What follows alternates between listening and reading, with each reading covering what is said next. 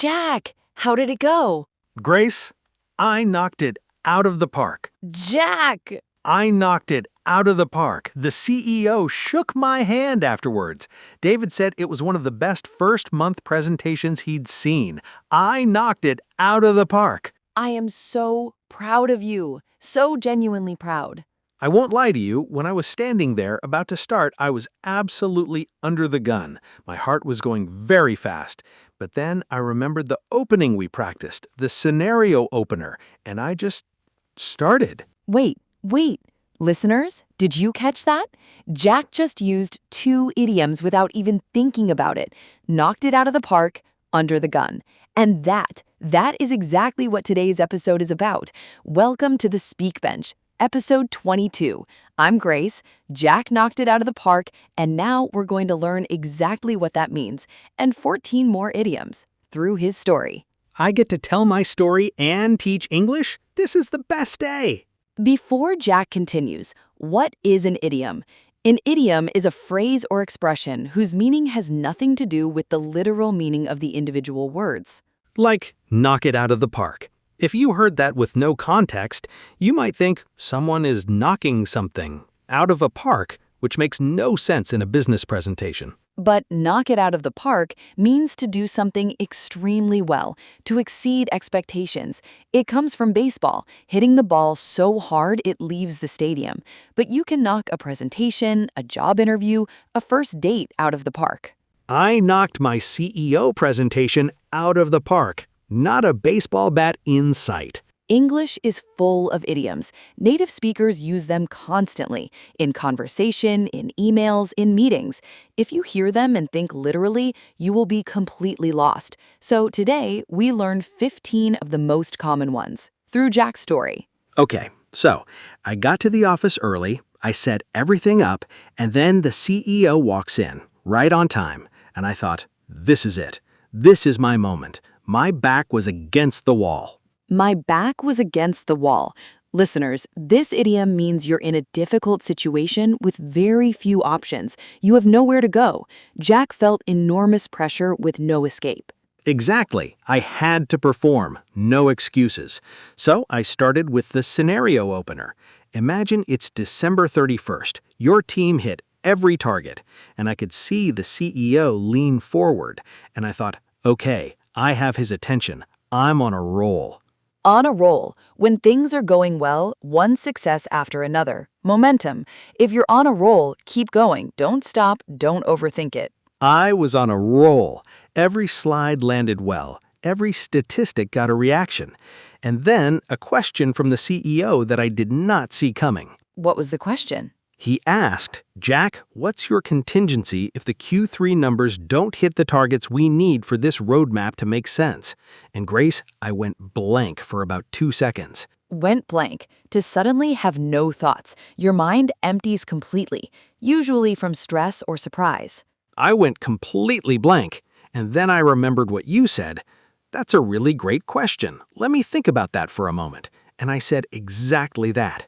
And in those 5 seconds, I figured out my answer, and I hit the nail on the head. Hit the nail on the head. To say or do exactly the right thing, precisely correct, like a carpenter hitting the nail perfectly with a hammer. When you hit the nail on the head, there's nothing to add. You've said it exactly right. The CEO said, that's exactly the kind of thinking we need at this company. And I wanted to cry.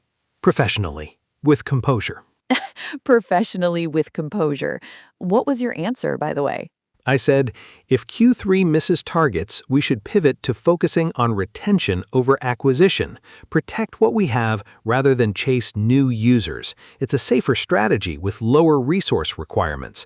And David told me afterwards that the CEO had been thinking the same thing. You see eye to eye with the CEO on strategy.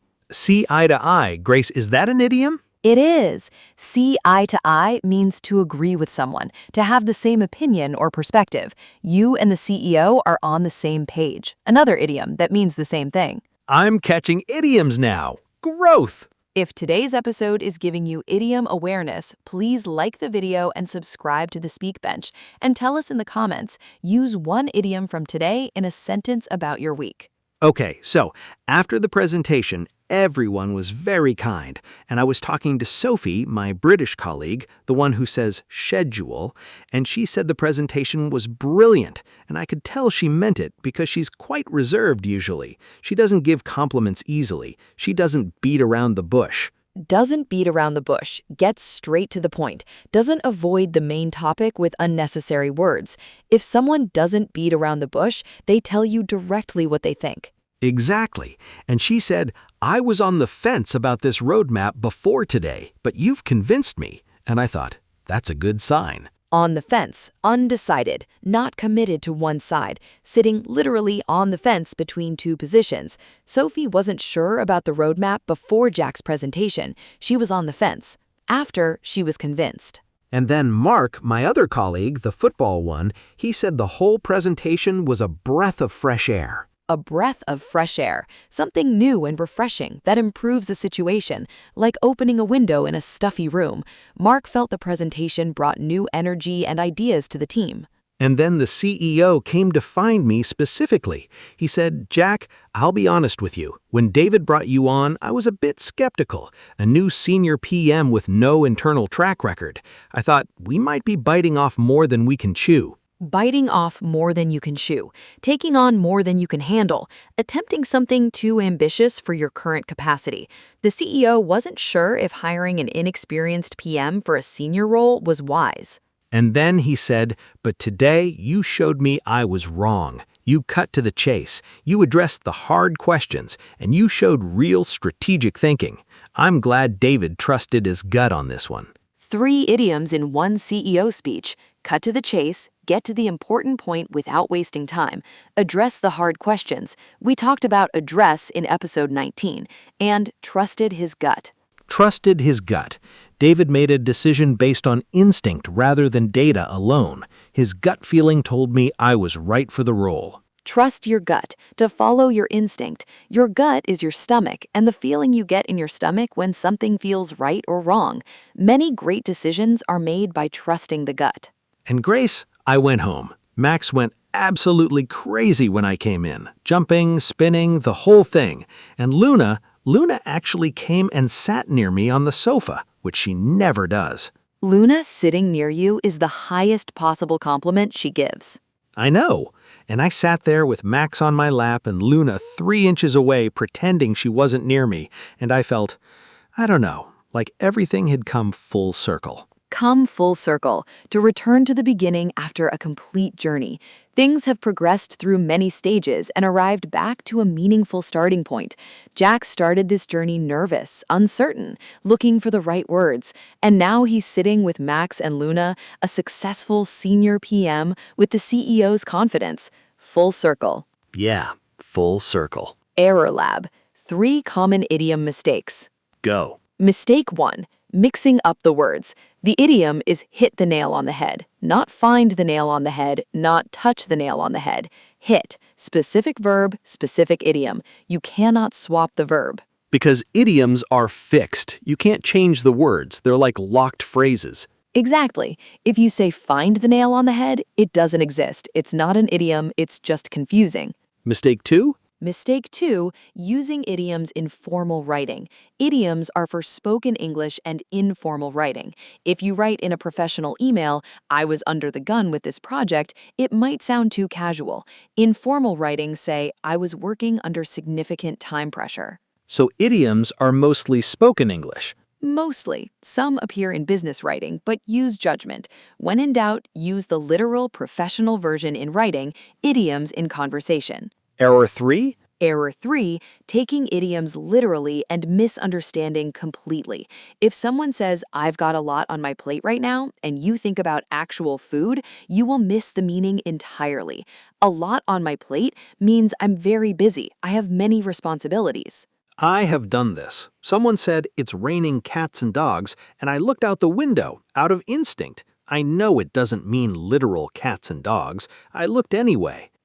The brain does that. It's human, and it gets easier. The more you hear idioms in context, the more natural they become. Rapid fire. I give you an idiom, you tell me what it means. Go. Quick. Bite off more than you can chew. Take on more than you can handle. Try to do something too ambitious. Hit the nail on the head. Say or do exactly the right thing. Be precisely correct. On the fence. Undecided, not committed to either side of an argument or decision. Beat around the bush. Avoid the main point. Talk around a subject instead of addressing it directly. A breath of fresh air. Something new and refreshing that improves the atmosphere or situation. Come full circle. Complete a journey and return to a meaningful starting point. Everything has gone through its stages and arrived back where it began. 6 for 6. You know your idioms, Jack. I knocked it out of the park. You really did. Jack, there's one more thing I need to tell you. I knew there was something else. After the presentation, after the CEO left, David called me into his office, and he told me, Jack, we have a new client coming in next month, a major international client, and we want you to lead the account. Already? Already, 2 weeks in, lead the account, which means, Grace, I need to write a formal proposal, a client-facing document, professional, polished, perfect English, and I have 3 weeks. And that is exactly what episode 23 is about. Formal versus informal English writing. How to write professionally, how to structure a proposal, how to sound on paper the way Jack sounded in that presentation room. Because Jack has 3 weeks and we are going to help him. Listeners, if you have ever had to write something professional in English and felt that panic, join us next Tuesday, episode 23. We are going to learn together. Your challenge this week, use one idiom from today in a sentence about your own week. Under the gun, on a roll, hit the nail on the head, on the fence. Pick one, make it real, comment below. We reply to every single one. I'm Jack, CEO approved Senior Product Manager, proud owner of Max and honorary neighbor of Luna, from the Speak Bench, where real conversations meet real English. And I'm Grace, so proud. See you all in episode 23. Goodbye, everyone. Goodbye. And remember, every time you use an idiom correctly, you're knocking it out of the park.